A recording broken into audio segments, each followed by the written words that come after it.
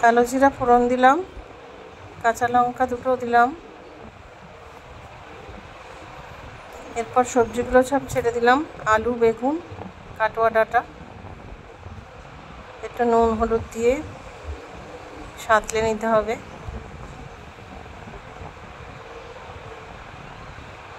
পেঁয়াজ, লঙ্কা আর রসুন কুচি দিয়ে একটু কষাতে হবে।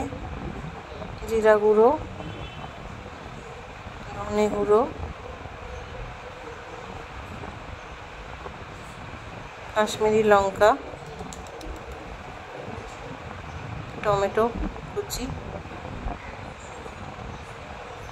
নাড়িয়ে চাড়িয়ে তেলটা দিয়ে দিলাম।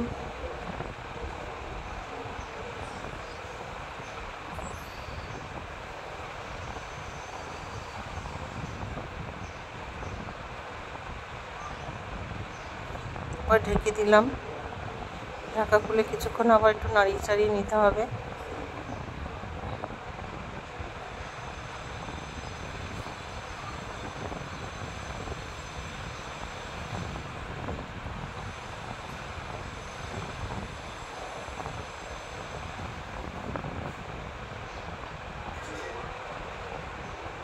একটু লঙ্কা কেটে দিয়ে দিলাম, লঙ্কা একটু কম দিয়েছিলাম।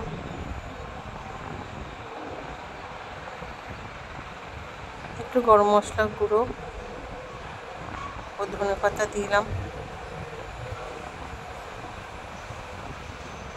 এবার রেডি হয়ে গেল তেল চচ্চড়ি।